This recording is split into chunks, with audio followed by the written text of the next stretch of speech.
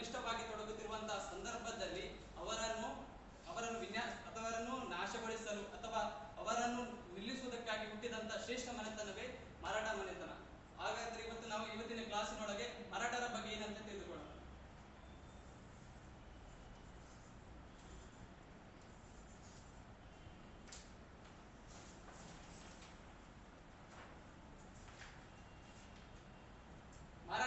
ಮರಾಠ ಮನೆತನದ ಸ್ಥಾಪಕ ಶಿವಾಜಿ ಮಹಾರಾಜರು. ಶಿವಾಜಿ ಮಹಾರಾಜರು 1627ರಂದು ಪುಣೆಯ ಶಿವನೇರಿ ಎಂಬಲ್ಲಿ ಜನಿಸುತ್ತಾರೆ. ಇವರ ತಂದೆ ಹೆಸರು ಶಹಾಜಿ ಭೋಸ್ಲೆ. ಶಹಾಜಿ ಭೋಸ್ಲೆಯವರು ವಿಜಯನಗರ ಸುಲ್ತಾನದಲ್ಲಿ ಸೇನಾನಿಯಾಗಿ ಕಾರ್ಯವನ್ನು ನಿರ್ವಹಿಸುತ್ತಾರೆ. ಇವರ ತಾಯಿ ಹೆಸರು ಜಿಜಾಬಾಯಿ. ಜಿಜಾಬಾಯಿ ಇವನ ಶಿವಾಜಿಯ ಮೇಲೆ ಬಹಳ ಪ್ರಭಾವವನ್ನು ಬೀರುತ್ತಾಳೆ. ಅಂದ್ರೆ ಶಿವಾಜಿಗೆ ರಾಮಾಯಣ, ಮಹಾಭಾರತ ಕೆಲವು ವೀರಶೂರರ ಕಥೆಗಳನ್ನು ಹೇಳುತ್ತಾ ಅವನನ್ನು ಧರ್ಮನಿಷ್ಠೆಯನ್ನಾಗಿ ಮಾಡಿ ಪ್ರಚೋದಿಸುತ್ತಾಳೆ. ಇವರಿಗೆ ಒಬ್ಬ ಗುರು ಇರುತ್ತಾರೆ. ಗುರು ಹೆಸರು ದಾದಾಜಿ ಕೊಂಡದೇವರು. ದಾದಾಜಿ ಕೊಂಡದೇವರಾಯರು ಶಿವಾಜಿಯವರಿಗೆ ಶಸ್ತ್ರವನ್ನು ಕಲಿಸಿ ಒಬ್ಬ ಬಲಿಷ್ಠ ರಾಜನಾಗಿ ಮಾಡುತ್ತಾರೆ. ಶಿವಾಜಿಯವರು ತನ್ನ 19ನೇ ವಯಸ್ಸಿನಲ್ಲಿ ಬಂದಾಗ, ಅಂದ್ರೆ 1646ರಲ್ಲಿ ಇವರು ಮೊದಲನೇ ಬಾರಿ ಬಿಜಾಪುರದ ಸುಲ್ತಾನ ಅವರ ಆಸ್ಥಾನದಲ್ಲಿದ್ದಂತಹ ತೋರಣಕೋಟೆಯನ್ನು ವಶಕ್ಕೆ ಪಡೆದುಕೊಳ್ಳುತ್ತಾನೆ. ಹಾಗಾಗಿ ಕೆಲವು ಅವನ ಬಲ್ಲಿದ್ದಂತಹ ರಾಯಗಢ, ಸಿಂಹಗಢ ಮತ್ತು ತೋರಣಗಢ ಎಂಬ ಕೋಟೆಗಳನ್ನು ವಶಕ್ಕೆ ಪಡೆದುಕೊಳ್ಳುತ್ತಾನೆ. ಇದರಿಂದ ಬಿಜಾಪುರದ ಸುಲ್ತಾನ ಕೋಪಗೊಂಡ ಬಿಜಾಪುರದ ಸುಲ್ತಾನ ಶಿವಾಜಿಯನ್ನು ಹೇಗಾದರೂ ಮಾಡಿ ಸೋಲಿಸಬೇಕೆಂಬ ಉದ್ದೇಶಕ್ಕೆ ಬರುತ್ತಾನೆ. ಆಗ ಬಿಜಾಪುರದ ಸುಲ್ತಾನ ತನ್ನ ನಾಯಕನಾದಂತಹ ಸೇನಾನಿಯಾದಂತಹ ಅಫ್ಜಲ್ ಖಾನನನ್ನು ಶಿವಾಜಿಯನ್ನು ಸೋಲಿಸಲು ಕಳಿಸುತ್ತಾನೆ. ಅಫ್ಜಲ್ ಖಾನ್ ಮತ್ತು ಅಫ್ಜಲ್ ಖಾನನು ಶಿವಾಜಿ ಬಳಿ ಬಂದಾಗ ಒಪ್ಪಂದದ ಮಾತುಕತೆಯನ್ನು ಆಡಬೇಕೆಂದು ಬರ್ತಾನೆ. ಹಾಗಾದರೆ ಅವನು ಶಿವಾಜಿಗೆ ಅಫ್ಜಲ್ ಖಾನ್ ಯಾವ ತರ ಮಾಡ್ತಾನೆ, ಯಾವ ತರ ಅಂತ ಗೊತ್ತಾಗ್ತದೆ. ಅಫ್ಜಲ್ ಖಾನನು ಶಿವಾಜಿಯನ್ನು ಜಸ್ಟ್ ಮಾತಾಡಲು, ಒಪ್ಪಂದ ಮಾಡಲು, ಸ್ನೇಹ ಭಾವವನ್ನು ಮಾಡಿಕೊಳ್ಳಲು ಶಿವಾಜಿಯನ್ನು ಹತ್ತಿಕ್ಕಲು ಪ್ರಯತ್ನವನ್ನು ಮಾಡ್ತಾನೆ. ಆಗ ಶಿವಾಜಿ ಇವನ ಅರಿತವನ್ನು ಕಂಡು ತದ ಬಳಿದಂತಹ ವ್ಯಾಕರಣ ಎಂಬ ಆಯುಧನಿಂದ ಶಿವಾಜಿಯ ಅಫ್ಜಲ್ ಖಾನನ ಎದೆಯನ್ನು ಸಿಡಿದು ಅವನನ್ನು ಸಾಯಿಸುತ್ತಾನೆ.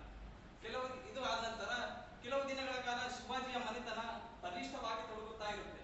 ಆಗ ಇದು ಸಂಗತಿ ಯಾರಿಗೆ? ಮೊಘಲರ ದೊರೆ ಔರಂಗಜೇಬನಿಗೆ ತಿಳಿಯುತ್ತದೆ. ಔರಂಗಜೇಬ ಆಗ ಏನ್ ಮಾಡ್ತಾನೆ, ತನ್ನ ಚಿಕ್ಕಪ್ಪನಾದಂತಹ ಶಹಿಸ್ತಾ ಖಾನನನ್ನು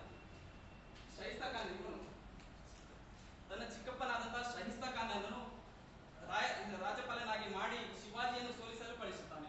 ಶಹಿಸ್ತಾ ಖಾನನು ಶಿವಾಜಿಯನ್ನು ಹತ್ಯೆ ಮಾಡಲು 1663ರಲ್ಲಿ ಬರ್ತಾನೆ. 1663ರಲ್ಲಿ ಬಂದು ಶಿವಾಜಿ ಬಳಿ ಇದ್ದಂತಹ ಕಲ್ಯಾಣ ಕೋಟೆ, ಜಗಣಕೋಟೆ ಮತ್ತು ಇನ್ನಿತರ ಕೋಟೆಗಳನ್ನು ವಶಕ್ಕೆ ಪಡ್ತಾನೆ. ವಶಕ್ಕೆ ಪಡೆದಾಗ ಶಿವಾಜಿ ಏನ್ ಮಾಡ್ತಾನೆ, ತಾನು ಬಾಲ್ಯವನ್ನು ಕಳೆದಂತಹ ಅರಮನೆ ಇತ್ತು, ಆ ಅರಮನೆಯಲ್ಲಿ ಕೆಲವು ವರ್ಷಗಳ ಕಾಲ ಅಲ್ಲೇ ಉಳಿತಾನೆ.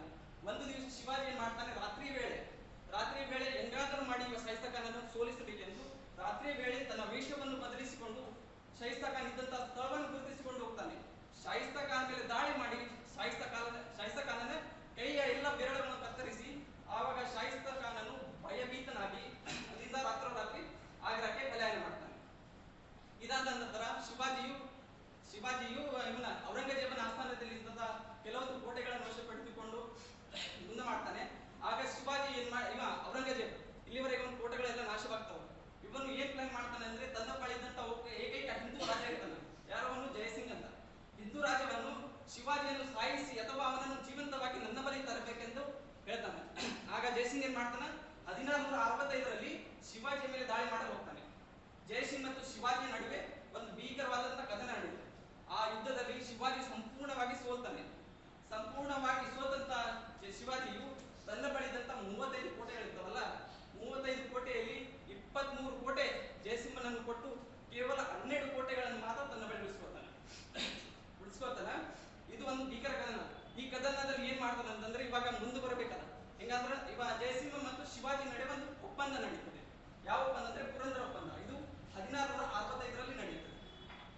ಒಪ್ಪಂದದ ಕರಾರು ಏನಂತಂದ್ರೆ, ಶಿವಾಜಿ ಔರಂಗಜೇಬನ ಆಸ್ಥಾನ ಆಗ್ರಕ್ಕೆ ಭೇಟಿ ನೀಡಬೇಕಾಗಿತ್ತು.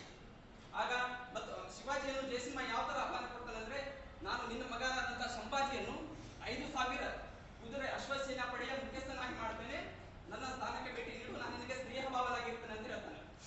ಇಬ್ಬರು ಮತ್ತು ತನ್ನ ಮಗ ಶಿವಾಜಿ ಮತ್ತೆ ಸಂಭಾಜಿ ಇಬ್ಬರು ಎಲ್ಲಿ ಹೋಗ್ತಾರೆ, ಆಗ್ರಕ್ಕೆ ಹೋಗ್ತಾರೆ.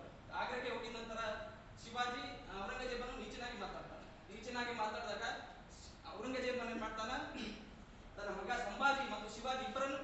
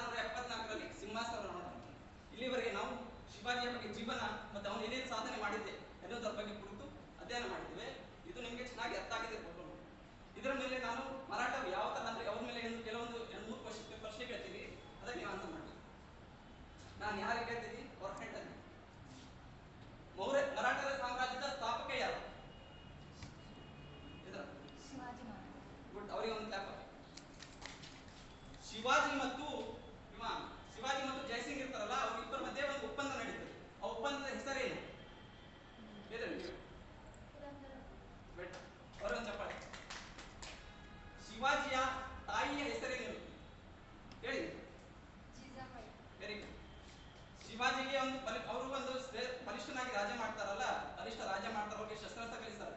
ಅವರ ಗುರುವಿನ ಹೆಸರೇನು? ಯಾರಿಗೆ ಅವರ ಗುರುವಿನ ಹೆಸರು? ಅಂದ್ರೆ ಇಲ್ಲಿವರೆಗೆ ನಾನು ಕ್ಲಾಸ್ ಮಾಡಿದ್ರೆ ನಿಮ್ಗೆ ಅರ್ಥ ಆಗಿದೆ ಅನ್ಕೊಳ್ತೀನಿ.